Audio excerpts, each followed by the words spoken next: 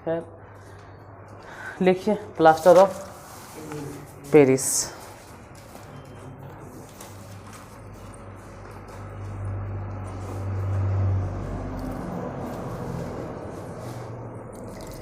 Plaster of Paris क्या है, या इससे पहले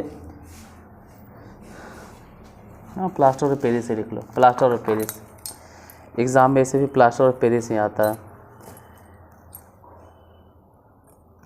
और एग्ज़ाम में जो आएगा वो एग्ज़ाम के पर्पस से देखेंगे, एग्ज़ाम में जब लिखाएंगे तो। फिलहाल प्लास्टर ऑफ पेरिस लिखो। प्लास्टर ऑफ पेरिस का रासायनिक नाम calcium sulphate. Plaster of Paris का रासायनिक नाम कैल्शियम सल्फेट अर्ध हाइड्रेट, यानी इंग्लिश में कैल्शियम सल्फेट हाफ हाइड्रेट या सेमी हाइड्रेट होता है। लिखेंगे, बोर्ड पर भी लिखेंगे, टेंशन नहीं लो। प्लास्टर ऑफ पेरिस का रासायनिक नाम कैल्शियम सल्फेट अर्ध हाइड्रेट होता है। प्लास्टर ऑफ पेरिस का रासायनिक नाम कैल्शियम सल्फेट अर्ध हाइड्रेट होता है। मान लो नहीं समझ में आ रहा है, कोई बात नहीं, अब लिख देते हैं। कैल्शियम CaSO4 ये हो गया कैल्शियम सल्फेट। अर्ध हाइड्रेट मतलब आधा H2O। पानी के मॉलिक्यूल्स कितना होना चाहिए? आधा, यही हो गया हाफ। अब पानी माने हाइड्रेट, अर्ध हाइड्रेट या हाफ हाइड्रेट। तो प्लास्टर ऑफ पेरिस का रासायनिक नाम क्या हो गया? कैल्शियम सल्फेट अर्ध हाइड्रेट। प्लास्टर ऑफ पेरिस का रासायनिक नाम कैल्शियम सल्फेट अर्ध हाइड्रेट। प्लास्टर ऑफ पेरिस का रासायनिक नाम कैल्शियम सल्फेट अर्ध हाइड्रेट। प्लास्टर ऑफ पेरिस का रासायनिक नाम कैल्शियम सल्फेट अर्ध हाइड्रेट। प्लास्टर ऑफ पेरिस का रासायनिक नाम कैल्शियम सल्फेट अर्ध हाइड्रेट, या इंग्लिश में अगर बोलेंगे तो कैल्शियम सल्फेट हाफ हाइड्रेट या semi hydrate. Calcium sulphate semi hydrate, calcium sulphate. अगर ऐसा बोल दे कि कैल्शियम सल्फेट है, ठीक है, और 2 गो पानी के मॉलिक्यूल से, तो इसको बोलते हैं calcium sulphate dihydrate. Calcium sulphate dihydrate, क्योंकि 2 माने डाई, कैल्शियम सल्फेट डाईहाइड्रेट। तो कैल्शियम सल्फेट डाईहाइड्रेट इसका मतलब ये किसका फार्मूला है? ये जिप्सम के। अगर ऐसा लिखल रहेगा तो समझ जाना ये फार्मूला हो गया जिप्सम, ये सूत्र हो गया जिप्सम के। Calcium sulphate dihydrate, calcium sulphate dihydrate, ये जिप्सम के फार्मूला हो गया। और calcium sulphate half hydrate plaster of Paris के फार्मूला हो गया। तो प्लास्टर ऑफ पेरिस के फार्मूला हो जाएगा कैल्शियम सल्फेट अर्ध हाइड्रेट। तो फिलहाल इस पे नहीं आना है कि जिप्सम है, बता दिए कि 2 गो पानी के मॉलिक्यूल्स रहेगा तो जिप्सम, अब आधा रहेगा तो प्लास्टर ऑफ पेरिस का सूत्र CaSO4 हाफ H2O। नाम अगर बोले तो रासायनिक नाम कैल्शियम सल्फेट हाफ हाइड्रेट या सेमी हाइड्रेट, या हिंदी में अगर बोलेंगे तो कहेंगे कैल्शियम सल्फेट अर्ध हाइड्रेट। इसका रासायनिक नाम हो गया। वो किसका रासायनिक नाम है? प्लास्टर ऑफ पेरिस का। प्लास्टर ऑफ पेरिस का रासायनिक नाम हो गया कैल्शियम सल्फेट अर्ध हाइड्रेट, जिसका सूत्र वो लिख लोगे, जिसका रासायनिक सूत्र लिख लेना, जिसका रासायनिक सूत्र CaSO4 हाफ H2O, जिसका रासायनिक सूत्र CaSO4 हाफ H2O, जिसका रासायनिक सूत्र CaSO4 हाफ H2O, जिसका रासायनिक सूत्र CaSO4 हाफ H2O। लिखा गया। अब इधर देखो बाबू, कैल्शियम सल्फेट हाफ H2O ये किसका सूत्र है? तो प्लास्टर ऑफ पेरिस के। और ये किसका सूत्र है? जिप्सम के। दोनों में बहुत बड़ा कंफ्यूजन होगा, जरा गौर से देखना। इसमें 2 गो पानी के मॉलिक्यूल्स है, 2 गो पानी के मॉलिक्यूल्स, वहाँ कई गो पानी के मॉलिक्यूल्स है। कंफ्यूजन काहे होगा? कंफ्यूजन अब होगा। इसी को हम ऐसे भी लिख सकते हैं। हम क्या मतलब ऐसे लिख देता है ना कि 2 से गुना कर दीजिए, तो 2 से गुना कर देंगे तो पानी के मॉलिक्यूल्स हो जाएगा 1 गो, और इसके आगे हो जाएगा 2 गो। ये कंफ्यूजन होता है कैल्शियम सल्फेट। गौर से देखोगे तो कंफ्यूजन होगा। कंफ्यूजन माने कौन सी होगा सर? कंफ्यूजन ही होगा ना कि यहाँ पे 2 गुना होल है कैल्शियम सल्फेट में, अब पानी के मॉलिक्यूल्स कई गो है? एगो है, पानी के मॉलिक्यूल्स एगो है, डॉट है जहाँ पे डॉट रहता है, डॉट पानी के मॉलिक्यूल्स एगो है। जबकि इसमें देखो कि पानी के मॉलिक्यूल्स कैगो है, दूगो, और कैल्शियम सल्फेट कैगो है, यहाँ पे दुगना है पानी के मॉलिक्यूल्स और वहाँ दुगना कौन है, कैल्शियम सल्फेट। तो अगर एक पानी के मॉलिक्यूल्स रहे और कैल्शियम सल्फेट के 2 गो मॉलिक्यूल्स रहे तो इसी को हम लोग कहते हैं प्लास्टर ऑफ पेरिस। तो ऐसे तो किताब में लिखल है कि नहीं भाई, प्लास्टर ऑफ पेरिस का जो स्टैंडर्ड फार्मूला है वो वाला है CaSO4 ½ लेकिन पानी के आधा मॉलिक्यूल्स हम कहाँ से लाएंगे, पानी के आधा मॉलिक्यूल्स जैसा कोई चीज़ नहीं होता है। तो रियल में अगर देखोगे तो प्लास्टर ऑफ पेरिस हमको मिलेगा कैसन, ऐसा पानी के एक मॉलिक्यूल्स, आधा मॉलिक्यूल्स कुछ नहीं होता, पानी के एक मॉलिक्यूल्स, तो कैल्शियम सल्फेट के कई मॉलिक्यूल्स, 2 गो, पानी की एक मॉलिक्यूल्स और कैल्शियम सल्फेट के 2 मॉलिक्यूल्स जब आपस में मिलेगा तो यही कहलाएगा प्लास्टर ऑफ पेरिस। लेकिन अगर कैल्शियम सल्फेट की एक मॉलिक्यूल्स और पानी के 2 गो मॉलिक्यूल्स, इसका मतलब ही जिप्सम हो गया। तो फिर से एक बार रिपीट करते हैं, प्लास्टर ऑफ पेरिस का रासायनिक नाम कैल्शियम सल्फेट हाफ हाइड्रेट होता है, हाफ हाइड्रेट हाफ ही बोलना होता है या सेमी हाइड्रेट होता है, हिंदी में बोलेंगे तो उसको बोलेंगे कैल्शियम सल्फेट अर्ध हाइड्रेट होता है, जिसका रासायनिक सूत्र CaSO4 ½ होता है। आगे फिर लिखिए, आगे लिखोगे, इसे अर्ध जल योजित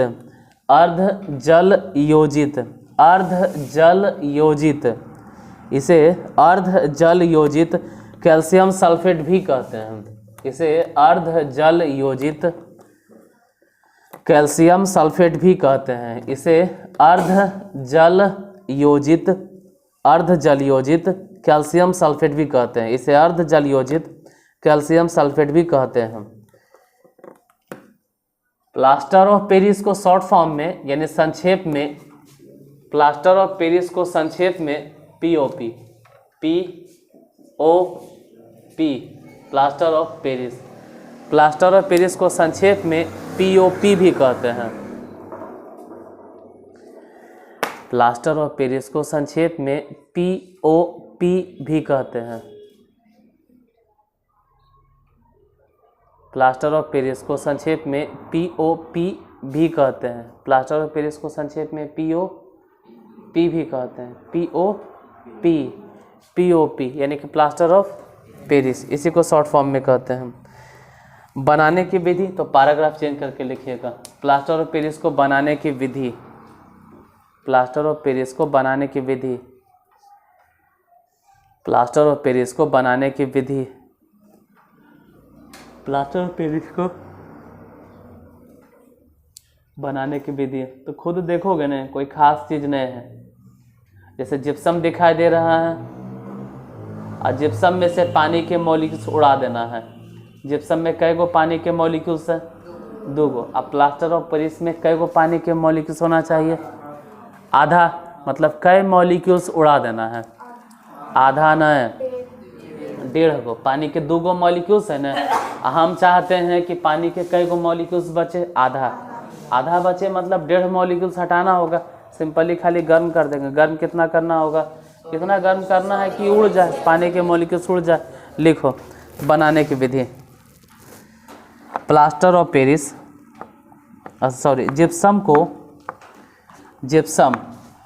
जिप्सम का फॉर्मूला कैल्शियम सल्फेट डाइहाइड्रेट। इधर जो देख रहे हैं यही वाला है जिप्सम का फॉर्मूला। जिप्सम को इस्पात के बर्तन में, यानी स्टील बोल सकते हैं उसको, इंग्लिश में स्टील ही कहते हैं। जिप्सम को इस्पात के बर्तन में,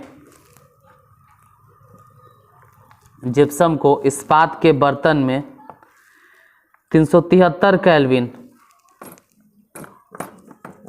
जिप्सम को इस्पात के बर्तन में 373 केल्विन, 373 केल्विन डिग्री सेल्सियस में 100 degree Celsius, 100 degree Celsius. Gypsum को इस्पात के बर्तन में 100 डिग्री सेल्सियस, 100 डिग्री सेल्सियस ताप पर गर्म करने से, ताप पर गर्म करने से, ताप पर गर्म करने से इसमें से 3/2 3/2 3/2 3/2 जल के अणुओं 3/2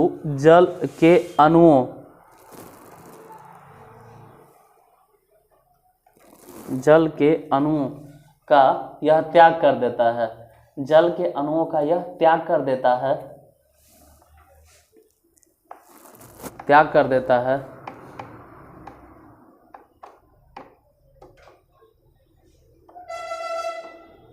और परिणाम स्वरूप जो बचता है उसे ही प्लास्टर ऑफ पेरिस कहते हैं। परिणाम स्वरूप जो बचता है या फल स्वरूप जो बचता है उसे ही प्लास्टर ऑफ पेरिस कहते हैं। प्लास्टर ऑफ पेरिस कहते हैं। प्लास्टर ऑफ पेरिस कहते हैं। प्लास्टर ऑफ पेरिस कहते हैं। हो गया, एक दो बार फिर से रिपीट कर लोगे। प्लास्टर ऑफ पेरिस का रासायनिक नाम, प्लास्टर ऑफ पेरिस का रासायनिक नाम calcium sulphate half hydrate. Plaster of Paris का रासायनिक नाम कैल्शियम सल्फेट अर्ध हाइड्रेट। प्लास्टर ऑफ पेरिस का रासायनिक नाम कैल्शियम सल्फेट अर्ध हाइड्रेट। ठीक है, प्लास्टर ऑफ पेरिस का रासायनिक नाम कैल्शियम सल्फेट अर्ध हाइड्रेट। इसे ही एक और नाम से बुलाया जाता है, इसे ही एक और नाम से अर्ध जल योजित कैल्शियम सल्फेट। अर्ध जल योजित कैल्शियम सल्फेट, अरे वही हिंदी में और कुछ, अर्ध जल योजित कैल्शियम सल्फेट। अर्ध जल योजित कैल्शियम सल्फेट। इसको बनाते कैसे हैं? इसको बनाने के लिए सिंपल है कि जिप्सम उठाए। अब देखो जिप्सम के फॉर्मूला, मान लो जिप्सम है, जिप्सम को गर्म कर देना है। कितना डिग्री? तो 100 डिग्री सेल्सियस। अगर 100 डिग्री सेल्सियस को हम चाहें तो 373 केल्विन। तो 100 डिग्री सेल्सियस मतलब 373 केल्विन। 100 डिग्री सेल्सियस मतलब 373। जैसे 0 डिग्री सेल्सियस मतलब कितना केल्विन? 273। 0 डिग्री सेल्सियस मतलब 200। 0 डिग्री जो सेल्सियस बोलते हैं ना वो होता है 273 केल्विन। तो मान लो 100 डिग्री बढ़ गया तो इसमें भी 100 डिग्री जोड़ देना है। 100 डिग्री नहीं जोड़ना तो मतलब इसका भी 100 पॉइंट बढ़ जाएगा तो 300, क्योंकि केल्विन और डिग्री सेल्सियस दोनों के स्टेप एक ही जैसन है। स्टेप मतलब कोई कहे कि 1 डिग्री सेल्सियस बढ़ गया, यानी बोलो कि 1 केल्विन टेम्परेचर बढ़ गया। हाँ, फ़ारेनहाइट भले ही अलग है, फ़ारेनहाइट अलग है। कोई कहे फ़ारेनहाइट बड़ा है या डिग्री सेल्सियस बड़ा है, तो कुछ ही बोलोगे, फ़ारेनहाइट बड़ा है या डिग्री सेल्सियस? डिग्री सेल्सियस बड़ा है। शरीर का टेम्परेचर हो जाता है 100 डिग्री सेल्सियस। शरीर का टेम्परेचर हो जाता है 107 डिग्री सेल्सियस। अरे नहीं रे, 107 डिग्री सेल्सियस नहीं बोलना चाहिए, 107 फ़ारेन। शरीर का टेम्परेचर 107 फ़ारेनहाइट। शरीर के टेम्परेचर होता है 98 डिग्री सेल्सियस। नहीं 98 Fahrenheit, 97 Fahrenheit. Degree Celsius 97 degree Celsius जहिया टेम्परेचर हो जाएगा तो ये आदमी खत्म। 97 डिग्री ज़्यादा बोल दिए। अगर 50 से 60 डिग्री होते होते आदमी 50-60 डिग्री होते होते आदमी टपके लगेगा। और 70-80 में तो खैर बचवे नहीं करेगा। यहाँ तो कह रहे हैं कि 107 डिग्री नहीं होता है, वो क्या होता है? फ़ारेनहाइट। तो फ़ारेनहाइट छोटा हो सकता है, लेकिन केल्विन स्केल और डिग्री सेल्सियस स्केल दोनों एक जैसन होता है। अंतर ही होता है ना कि दोनों का इनिशियल पॉइंट अलग अलग होता है। मतलब 0 डिग्री जहाँ से शुरू होता है उसको बोलते हैं हम लोग 273 केल्विन, क्योंकि केल्विन और पीछे जाता और नीचे जाता है। क्यों जाता है वो कभी 9th का वीडियो बनाएंगे तो आप लोग देख लीजिएगा। और नीचे जाता है और नीचे जाता है, और नीचे घटते घटते जहाँ 0 केल्विन होता है ना उसको हम लोग बोलते हैं माइनस में 273 डिग्री सेल्सियस। हालांकि रियल में ऐसा कोई टेम्परेचर किसी को मिला वाला नहीं, सिर्फ कहा जाता है कि हाँ भाई इसी हिसाब से अनुमान लगा सकते हैं। इतना कम टेम्परेचर प्रैक्टिकली नहीं मिलेगा। तो 100 डिग्री सेल्सियस बोले या तो 373 केल्विन। जिप्सम को गर्म करेंगे तो प्रोडक्ट के रूप में हमको मिलेगा plaster of Paris. Plaster of Paris. अब जिप्सम के फॉर्मूला बताना है, तो जिप्सम के फॉर्मूला होता है कैल्शियम सल्फेट और पानी के कई गो मॉलिक्यूल्स? 2 गो ने पानी के मॉलिक्यूल्स H2O इसको गर्म करना है। गर्म करना है कितना डिग्री सेल्सियस? 100 degree Celsius. जैसे ही गर्म करेंगे उसमें से कैल्शियम सल्फेट और पानी के कई गो मॉलिक्यूल्स बचेगा? आधा। तो इसका मतलब है कि 1.5 मॉलिक्यूल्स निकल गया और 1.5 मॉलिक्यूल्स मतलब 3/2। 3/2 मॉलिक्यूल्स बाहर। ये जो बचा है यही कहलाता है प्लास्टर ऑफ पेरिस। इसको लिख लो इक्वेशन को। जिप्सम गर्म किए, पानी के 1.5 मॉलिक्यूल्स उड़ गया, बचा आधा मॉलिक्यूल्स, जो बचा है वही है plaster of Paris. Note down कर लो इसको।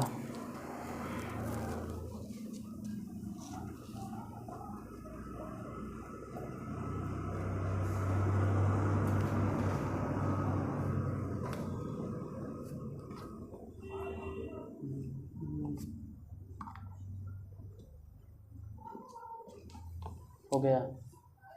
अब यहाँ पे कोई कह सकता है कि अगर 100 डिग्री से ज़्यादा गर्म कर देंगे तो जे बचल खुचल पानी है ना वो भी उड़ जाएगा, फिर वो भी नहीं बचेगा, फिर पानी के आधा मॉलिक्यूल्स भी नहीं बचेगा। लिख लिए?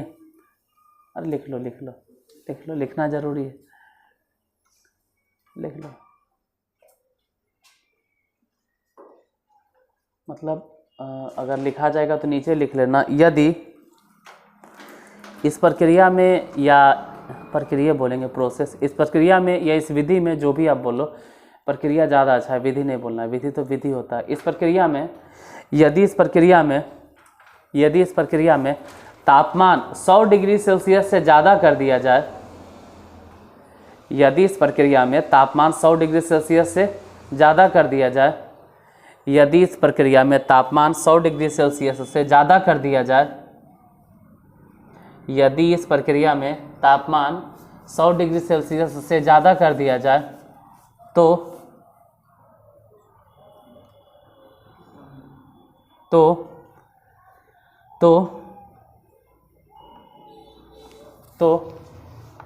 यदि इस प्रक्रिया में तापमान 100 डिग्री से ज़्यादा कर दिया जाए तो पानी के दोनों मॉलिक्यूल्स, मतलब पानी के दोनों अणु, जिप्सम में से पानी के दोनों अणु, फिर से बोले, यदि इस प्रक्रिया में तापमान 100 डिग्री सेल्सियस से ज़्यादा कर दिया जाए तो जिप्सम के क्रिस्टल में से पानी के दोनों अणु, कोई बात नहीं, अपना संभल के नहीं लिखना है, सिंपल लिखो ना कि पानी के दोनों अणु क्रिस्टल से बाहर निकल जाते हैं। जिप्सम के क्रिस्टल से बाहर निकल जाते हैं। क्रिस्टल माने ठोस, ठीक है, क्रिस्टल माने ठोस कह सकते हैं, एक प्रकार का ठोस ही है क्रिस्टल। अब ठोस माने जैसे देखो रबर भी क्या है, ठोस ही है, रबर क्या है, लेकिन वो क्रिस्टल नहीं है। क्रिस्टल का मतलब होता है जिसका आकार फिक्स है, जिसको आप दबा भी नहीं सकते हैं, आसानी से दबा, उस सबसे लास्ट पोजीशन पे जो आता है ना उसी को बोलते हैं क्रिस्टल।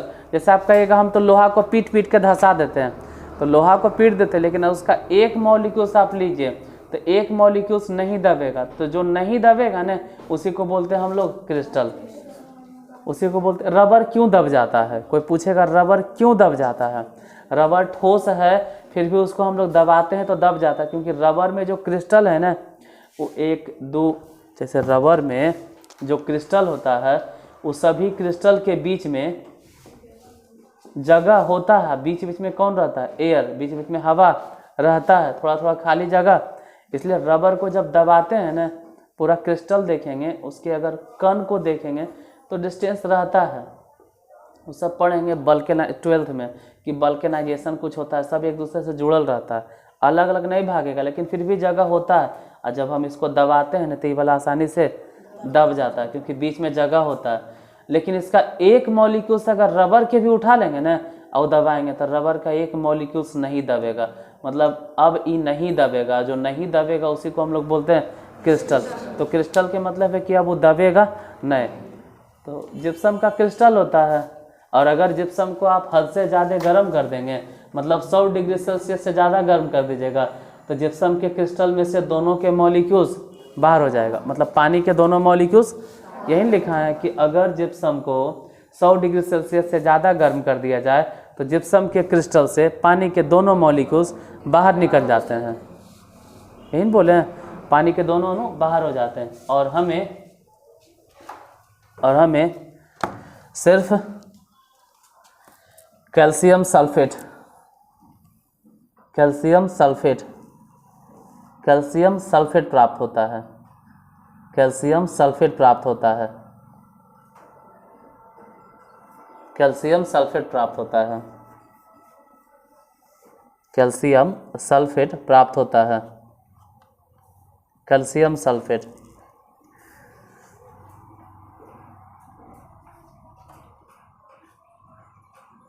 जिससे या जिसके कारण, जिसके कारण,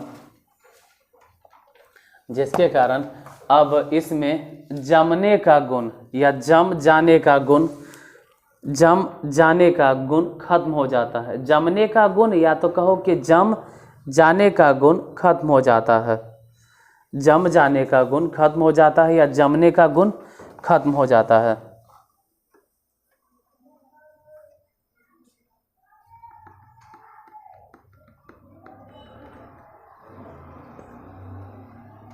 इसे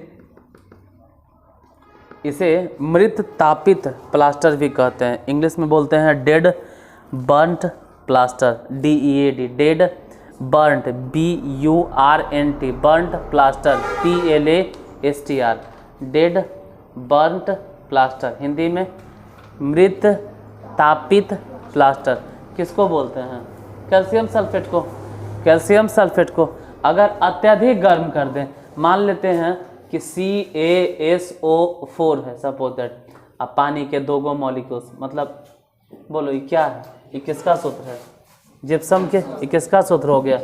और अगर हम इसको 100 डिग्री सेल्सियस से ज़्यादा गर्म कर दें, 100 डिग्री सेल्सियस से ज़्यादा, 150, 200, जो भी मान लो ज़्यादा ही गर्म करना है तो 373 नहीं करके 380 केल्विन, मान लो कि 380, 390, चलो हटाओ, पूरा पूरी 400 केल्विन देती है। अगर इतना केल्विन पे गर्म करेंगे तो मिलेगा कैल्शियम सल्फेट। अब पानी के दोनों मॉलिक्यूल्स बाहर हो जाएगा और ये जो बनेगा इसी को बोलेंगे dead, DEAD, dead burnt plaster, dead burnt plaster. Hindi में मृत तापित प्लास्टर, मृत तापित। तो 2-3 चीज़ यहाँ पे लिखल है, फॉर्मूला याद रखिएगा। पहले जिप्सम के फॉर्मूला बोलो। जिप्सम के formula calcium sulphate dihydrate, calcium sulphate, हाँ 2H2O, calcium sulphate 2H2O, calcium sulphate 2H2O। अगर कैल्शियम सल्फेट के साथ में 2 पानी के मॉलिक्यूल्स है तो जिप्सम है, लेकिन अगर कैल्शियम सल्फेट के साथ में आधा पानी के मॉलिक्यूल्स है तो प्लास्टर ऑफ पेरिस है।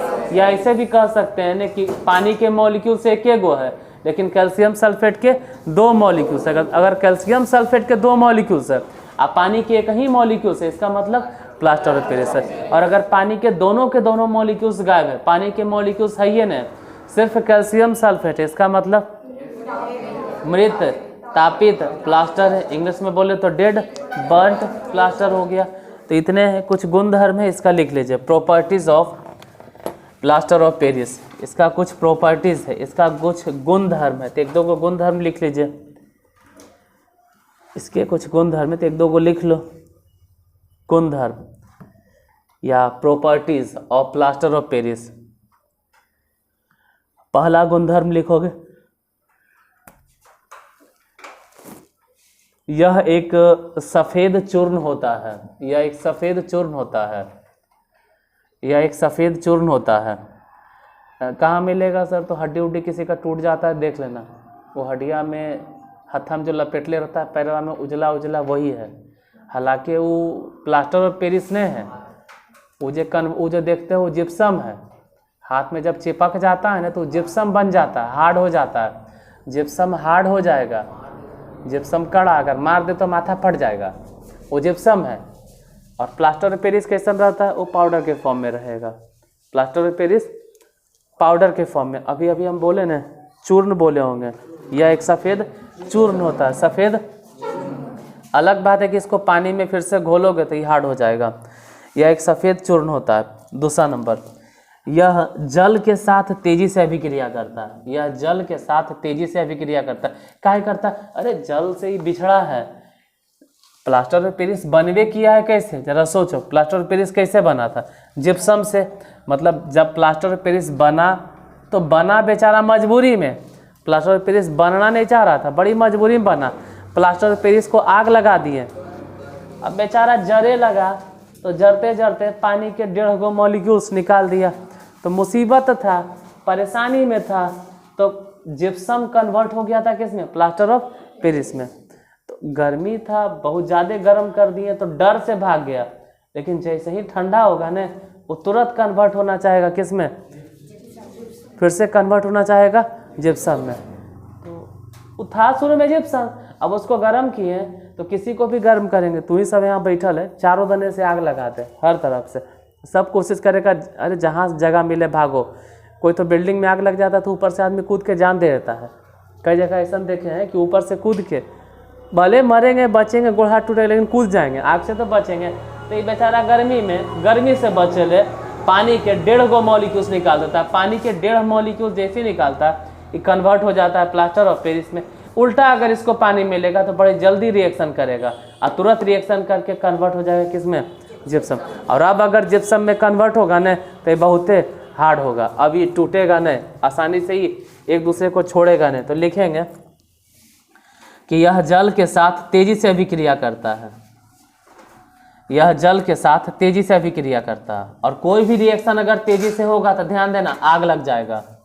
कोई भी रिएक्शन अगर तेजी से होगा तो आग जरूर लगेगा या धुआं उठेगा। यह जल के साथ तेजी से अभिक्रिया करता है जिसके फलस्वरूप ताप उत्पन्न होता है। कहेंगे आग कहाँ लगा, टेम्परेचर तो गर्म हुआ नहीं, तेजी से अभिक्रिया। देखो अभिक्रिया 11th में पढ़ोगे, अभी तो नहीं 10th में है। अभिक्रिया होता कैसे है तो 11th में एक थ्योरी है और 12th में भी एक थ्योरी है। 12th में पढ़ना, दोनों ही क्लास में पढ़ना। 12th में केमिस्ट्री में, 11th में भी केमिस्ट्री में है। 12th में मिलेगा कोलिजन थ्योरी। कोलिजन थ्योरी 2 साल बाद कोलिजन थ्योरी। ये क्या होता है, कोलिजन थ्योरी होता क्या है तो अभी तो नहीं जानते हो। रिएक्शन कर जाता है, रिएक्शन कर जाता है। रिएक्शन कैसे करता है तो हम नहीं कहते रिएक्शन कर जाता है, दवाई रिएक्शन कर गया। अब देहाती भाषा में बोलल जाता है कि दवैया टकरा गया, दवैया से दवैया टकरा गया, दवैया से दवैया टकरा गया तो क्या हो गया, रिएक्शन। अरे कोलिजन को हिंदी में ही बोलते हैं क्या, टकराना। कोलिजन माने टकराना। तो जब तक टकराव नहीं होगा तब तक रिएक्शन भी नहीं होगा। जितना ज़्यादा टकराएगा उतने ज़्यादा रिएक्शन होगा। यहाँ पे कह रहे हैं कि तेज़ी से रिएक्शन होता है। तेज़ी से रिएक्शन मैंने समझ रहे हैं कि जल्दी जल्दी टकरा रहा होगा। अब ये पूरा मत पूछना कि क्या होता है सर, ये सब 12th में पढ़ना है। मतलब जल्दी जल्दी टकरा रहा होगा, तो फास्ट 1 सेकेंड में 50 मॉलिक्यूल्स टकरा रहा होगा। अब मान लो दूसरा ऑप्शन दिए कि 1 सेकेंड में 500 मॉलिक्यूल्स टकरा रहा है, तो बोलो रिएक्शन कहाँ तेज हुआ, ऊपर कि नीचे। नीचे वाला में 500 मॉलिक्यूल्स 1 सेकेंड में टकरा गया और ऊपर वाले में मात्र 50 मॉलिक्यूल्स। किसमें तेजी से हुआ, नीचे वाले में। नीचे वाला में तेजी से रिएक्शन हुआ। अब जल्दी जल्दी टकराएगा तो नीचे वाला जल्दी जल्दी गर्म भी होगा। अगर 2 चीज़ आपस में रगड़ाता है जल्दी जल्दी, जैसे धीरे धीरे ऐसे से हाथ रगड़ रहे हैं, तो दिन भर ऐसे ऐसे करते रहो ना, कोनो दिक्कत, ऐसे ऐसे करते रहो, कोई दिक्कत नहीं, आराम से करते रहो। ऐसे ऐसे तो दिन क्या, हमरा लगता है कि जब तक तो जिंदगी ऐसे करते रहो कुछ होने वाला नहीं, हाथ दुखा जाएगा। लेकिन ऐसे ऐसे करते कुछ, वही एक काम करते हैं कि ऐसे ऐसे कर जरी कस के 1 या 2 मिनट रगड़ेंगे ना, गर्म होने लगता है। वो हीट इसलिए होने लगता है क्योंकि इसका अणु दोनों एक दूसरे में जल्दी जल्दी टकराता है, और जल्दी जल्दी टकराएगा तो गर्म होवे करेगा। तो यहाँ रिएक्शन तेजी से हो रहा है। अरे मतलब टकरा तेजी से रहा, अगर तेजी से टकराएगा, तेजी से टक्कर मारेगा तो जाहिर से बात है कि गर्म होवे करेगा। तो यहाँ पे लिखे हैं कि यह जल के साथ तेजी से अभिक्रिया करता है, जल के साथ तेजी से अभिक्रिया करता है। उसके बाद जिसके फलस्वरूप ताप उत्पन्न होता है, या कहो गर्म हो जाता है। ताप उत्पन्न होता है या गर्म हो जाता है। और 5 से 10 मिनट के अंदर, 5 से 10 मिनट के अंदर यह जम जाता है और कड़ा हो जाता है। 5 से 10 मिनट के अंदर यह जम जाता है और कड़ा हो जाता है। 5 से 10 मिनट के अंदर यह जम जाता है और कड़ा हो जाता है। 5 से 10 मिनट के अंदर यह जम जाता है और कड़ा हो जाता है। 5 से 10 मिनट के अंदर यह जम जाता है और कड़ा हो जाता है। 5 से 10 मिनट के अंदर यह जम जाता है और कड़ा हो जाता है। 5 से 10 मिनट के अंदर यह जम जाता है और कड़ा हो जाता है।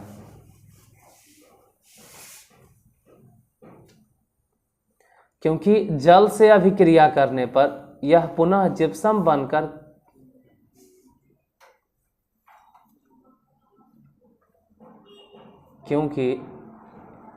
जल से अभिक्रिया करने पर यह पुनः जिप्सम बनकर कठोर ठोस पदार्थ प्रदान करता है।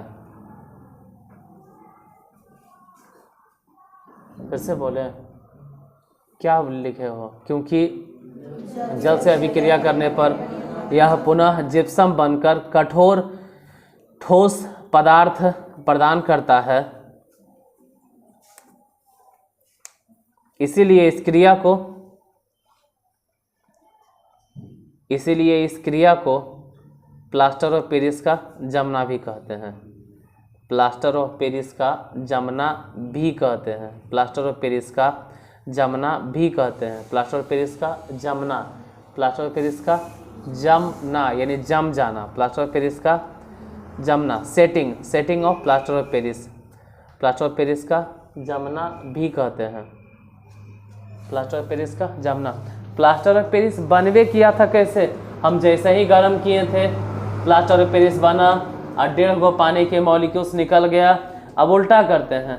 अब इसमें जो प्लास्टर ऑफ पेरिस है इसमें किसी तरह से हम पानी मिला दिए। इसमें किसी तरह से अगर पानी मिला दिए, अगर हम पानी मिला दिए तो फिर से ही कन्वर्ट हो जाएगा किसमें? जिप्सम में। और पानी मिलाना थोड़ा है, पानी अगर इसको मिल गया ना तो बड़ी जल्दी से ही पानी को अपने अंदर खींच लेगा, क्योंकि साफ साफ लिखा है कि यह जल से तेजी से अभिक्रिया करता है और जिसके फलस्वरूप यह गर्म भी होता है। कुछ देर तक गर्म होता है, उसको ठंडा करने देना है, ठंडा होने के लिए छोड़ देना है, नहीं तो पता चले कि डॉक्टर साहब तुरंत प्लास्टर कर रहे हैं तो बेचारा जड़ जाएगा, इतना हीट होता है। उसको कुछ देर तक ठंडा होने छोड़ दिया जाता है। ठंडा होगा थोड़े से, पूरा नहीं, यानी पूरा ठंडा हो गया तो फिर जमिए जाएगा, फिर प्लास्टर होगा कैसे? कुछ देर तक फिर प्लास्टर कर दिया जाता है। जब पूरा ठंडा होगा तो पूरा ठंडा होकर वो जम जाएगा। और यह प्रोसेस उल्टा होता है, इसलिए कहते हैं प्लास्टर ऑफ पेरिस का जमना भी। और इसका उपयोग लिख लीजिए, प्लास्टर ऑफ पेरिस का उपयोग। Last point, plaster of Paris का उपयोग। बाकी रिएक्शन हम ऑलरेडी बोल चुके हैं। इसी को रिवर्स में कर देना है। ये जो देख रहे हैं ना, ये जो देख रहे हैं क्या है? Plaster of Paris. और ये क्या है? पानी के। इन दोनों को आपस में रिएक्शन कर दो तो मतलब रिएक्शन कर दो तो रिएक्शन उल्टा हो जाएगा। जैसे यहाँ सोचो कि हम कैल्शियम सल्फेट और डाईहाइड्रेट को गर्म किए थे, मतलब हम हीट दिए थे, तो हम समझाते हैं रिएक्शन तो नहीं चल रहा है फिर भी बोल देते हैं हम हीट दिए थे। हालांकि केमिकल रिएक्शन नहीं चल रहा है, फिर भी हम अगर हीट दिए थे तो ये वाला रिएक्शन कहलाता है इंडोथर्मिक रिएक्शन। तो जस्ट उल्टा समझो कि अगर प्लास्टर ऑफ पेरिस में पानी आप मिला दीजिएगा तो वहाँ हम हीट दे रहे थे, अभी दोनों मिलके ये तो बनेबे करेगा और साथ साथ इसको हटा दो, साथ साथ क्या निकलेगा? हीट भी निकलेगा। तो अगर रिएक्शन इधर से देखेंगे तो इंडोथर्मिक, और जब रिएक्शन इधर से देखोगे इस तरफ से तो कौन से रिएक्शन हो जाएगा? Exothermic reaction. मतलब अगर संभल के लिखें, जब लिखिए दिए हैं तो दोनों लिख देते हैं, फिर आगे बढ़ेंगे।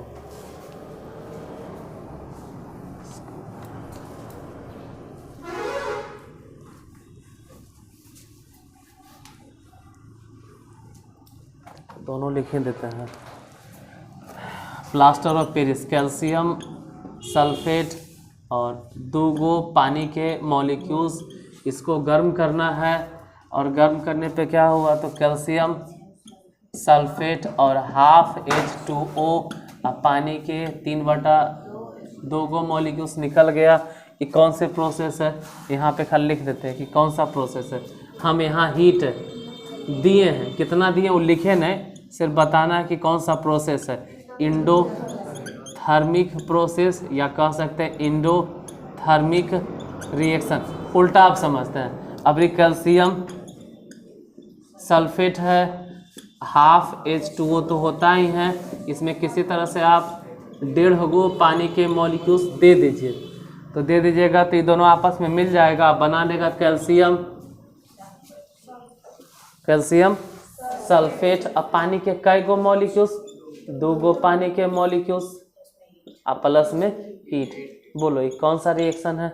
ये हीट निकल रहा है ना, उसमें हमको हीट देना पड़ा था, जब में पानी बाहर निकले तो हीट देना पड़ा, तो उल्टा होगा, यहाँ पे हीट हम नहीं दिए हैं, ये हीट निकालेगा, तो ये कहलाएगा कौन सा रिएक्शन? Exothermic reaction. हिंदी में क्या बोलते हैं एक्सोथर्मिक को? देखो इसमें उष्मा का अवशोषण हो रहा है, इसलिए इसको बोला जाता है उष्मा शोषी अभिक्रिया। हिंदी में थोड़ा ध्यान देना, हर्षिकार दीर्घिकार जो भी हो, इसको बोलते हैं उष्मा शोषी अभिक्रिया, और इसको बोलते हैं उष्मा क्षेपी अभिक्रिया, उष्मा क्षेपी अभिक्रिया। ये सब तो पढ़ावल है, फिर भी एक बार रिपीट कर दी, लिख लो चाहो तो। एंडोथर्मिक, एक्सोथर्मिक, नहीं चाहो तो नहीं भी लिखो, कोई ज़रूरी नहीं है। प्लास्टर ऑफ पेरिस का उपयोग बाद में लिख लीजिएगा, प्लास्टर ऑफ पेरिस का उपयोग लिख लीजिए अभी। प्लास्टर ऑफ पेरिस का उपयोग, पहला उपयोग पहले नंबर में, डॉक्टर टूटी हुई हड्डियों को जोड़ने में, डॉक्टर टूटी हुई हड्डियों को जोड़ने में, डॉक्टर टूटी हुई हड्डियों को जोड़ने में या टूटी हुई हड्डियों को प्लास्टर करने में, डॉक्टर टूटी हुई हड्डियों को प्लास्टर करने में प्लास्टर ऑफ पेरिस का उपयोग करते हैं। डॉक्टर क्या, कोई भी टूटी हुई हड्डियों को जोड़ने में प्लास्टर ऑफ पेरिस का उपयोग किया जाता है। टूटी हुई हड्डियों को जोड़ने में प्लास्टर ऑफ पेरिस का उपयोग किया जाता है, प्लास्टर ऑफ पेरिस का उपयोग किया जाता है। दूसरा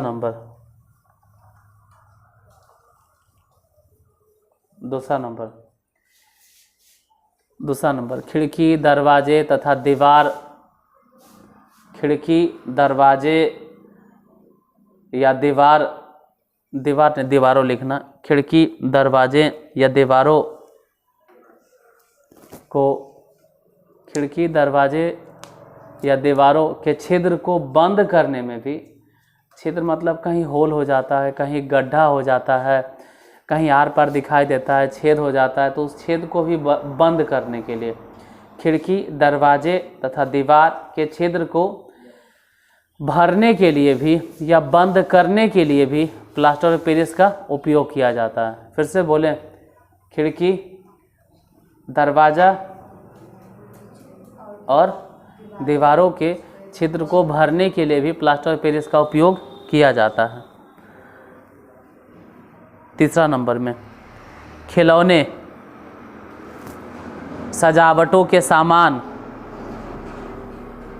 खिलौने सजावटों के सामान, मूर्तियों तथा इसके सांचे बनाने में भी या सांचा बनाने में भी, सांचा बनाने में भी प्लास्टर ऑफ पेरिस का उपयोग किया जाता है, प्लास्टर ऑफ पेरिस का उपयोग किया जाता है। खिलौने, सजावट के सामान, मूर्तियों तथा इसके सांचे बनाने में भी प्लास्टर ऑफ पेरिस का उपयोग किया जाता है।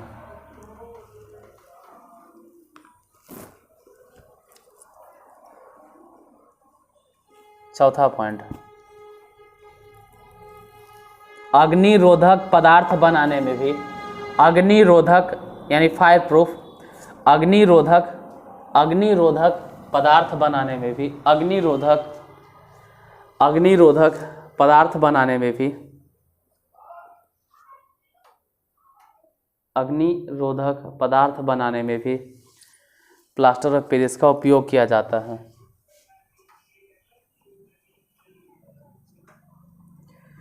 दीवारों को चिकना बनाने में भी,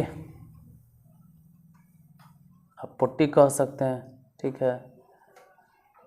दीवारों को चिकना बनाने में भी, दीवारों को चिकना बनाने में भी, दीवारों को चिकना बनाने में भी प्लास्टर ऑफ पेरिस का उपयोग किया जाता है। कई उपयोग हो गया? 5। एक और लिख लो। प्रयोगशालाओं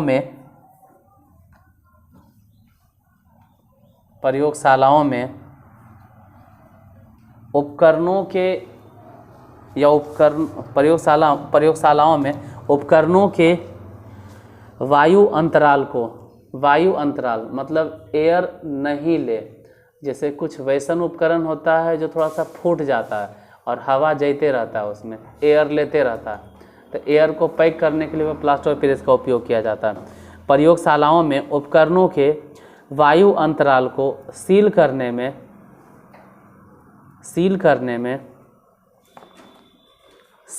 में भी वायु अंतराल को सील करने में भी प्लास्टर ऑफ पेरिस का उपयोग किया जाता है।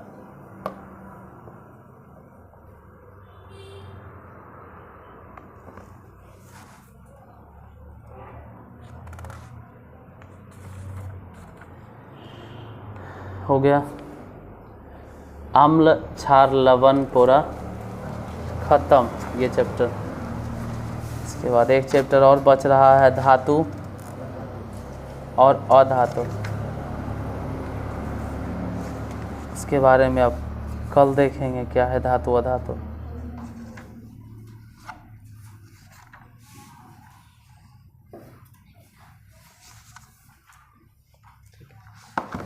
आज यहीं तक धातु अधातु के बारे में कल स्टार्ट होगा कि धातु अधातु क्या है।